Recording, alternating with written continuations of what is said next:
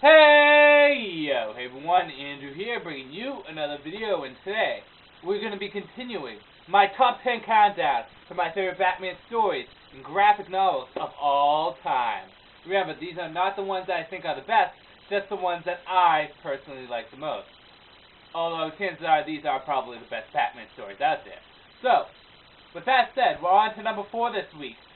Already past the halfway point. Already past it. We're going on. We're almost done. Kind of. In a way. Not really. But whatever. Coming at number 4 from my personal favorite Batman stories of all time would be Batman, The Long Halloween. Now, usually I consider Long Halloween and Dark Victory one comic, but for the sake of this countdown, it's Long Halloween in particular that I love. Long Halloween. What can I say? Everyone agrees that this is a great Batman story. There's very few people out there that I've talked to that did not like this story. There's so many elements from the story I like. One is it's a good detective story. Really, it's a nice mystery trying to figure out who the holiday killer is. Another thing is it's a great Two-Face story. Two-Face, as some of you may or may not know, is my favorite Batman villain. I mean, I love the Joker. The Joker is absolutely hilarious, a lot of depth, very cool. I like all the other characters, villains, but Two-Face stands out for the Batman villains the most to me. Maybe because he's a unique character in that he was once an ally of Batman, and then he had this tragic thing happen to him, and he becomes Two-Face. In being Two-Face, he's a very complex character. There's a lot of psychological dynamics to him, having the dual personality. So, I just love Two-Face, and this is the Two-Face story for me. This and Face to Face are the Two-Face stories for me. Because I think they're probably one of the best portrayals of Two-Face. But with that said, Two-Face is another reason why I like this story. And it is a nice long story. Look at that. Just for all you people that want to know, as you can see, Long Halloween is a huge story.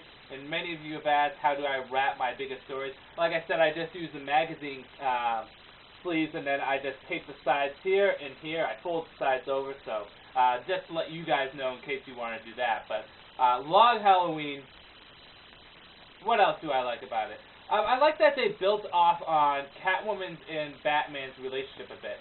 Of course, Long Halloween is replacing Batman Year 2, because Batman Year 2 was erased from continuity via Zero Hour. So this replaces Batman Year 2. And this kind of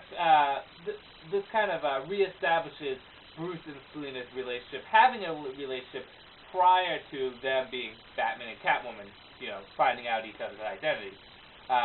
So that was nice too. What I really liked about this is the structure with the Falcone gang. I liked how in the back they show the criminal family. A lot of detail was put into the actual crime underworld and how it was structured and who is who. And it felt like every character had depth to them. Even the minor characters, the henchmen, the minor villains, they felt as though they had depth. Along with all the other characters such as Batman, Gordon, and Harvey Dent, in particular, had a lot of development and depth to them. But like Joker, who else? Mad Hatter was in this. Riddler, all the other rogues also had a lot of depth put into them too. At least more than usually they do when they're given cameos. Because a lot of the rogue galleries are given cameos in this, but there's more to their cameos than usual. Another thing is this is a great story for someone to enter Batman too. Very much like Hush and Nightfall, it has a little bit of everything for everyone, and it kind of showcases all of Batman's villains too.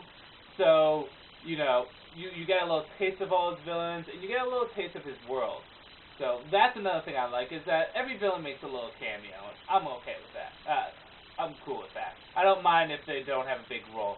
I don't think Penguin shows up in this, I forget. I think he shows up in Dark Victory. Could be wrong, correct me if I'm wrong. But I don't think he shows up until Dark Victory, but whatever. But Long Halloween is a great story. It really, when I bought it, I bought it and I brought it to work, and I was an hour early for work, and I just read right through it. It just caught me and it grabbed me and pulled me in. Jeff Loeb, a lot of people have love-haters towards Jeff Loeb. A lot of people either really like him, or a lot of people really hate him, or just don't care for him. Personally, for me, I've only read Jeff Loeb's Batman, Superman stuff, and his Superman Batman series, and some Supergirl stuff. So I've only read his DC things. I have not read the Hulk or Ultimate or anything like that, which he has got negative criticism towards. Again, I don't read Marvel, and even if I read Marvel, I probably wouldn't read Hulk. But Jeff Loeb, I think, is a good Batman writer. Is he the best? No, definitely not. But I think he's far from the worst. I think he has a lot of he has a good grasp on the characters and how the characters should act in certain circumstances and situations.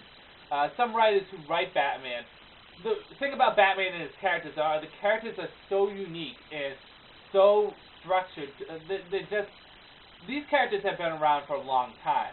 Joker, Two-Face, Poison Ivy, Batman, Catwoman. They've been around for a long time, and some of them way back in the 40s. So these characters have a lot to them, and a lot of times writers don't necessarily grasp them that well, or don't have a good grasp on how they should act in certain circumstances. I feel as though Jeff Loeb does.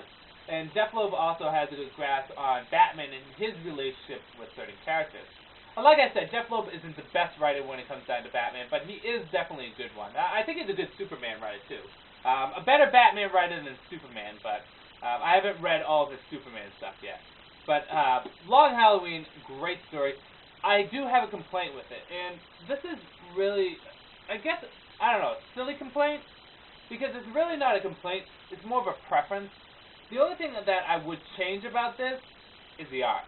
Now, the art is great. Tim Sale, he does great Batman art. The one thing I can say about his Batman art is it really truly makes Batman feel like a creature of the night.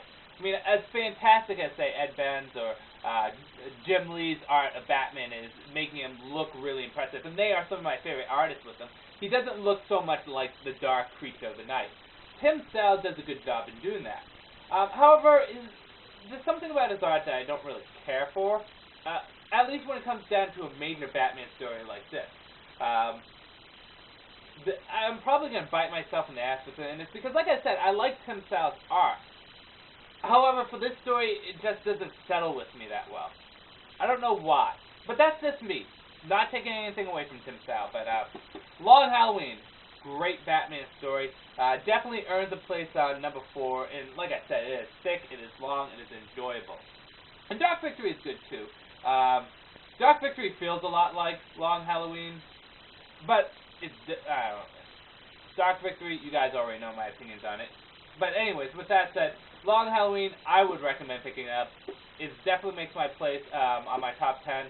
And if you want to join the countdown, again, I know this is a little obscure, a little far out to some people, because not everyone collects Batman, but go right ahead and join if you would like. So with that said, this is number 4. Until next week, this is Andrew saying peace out for now.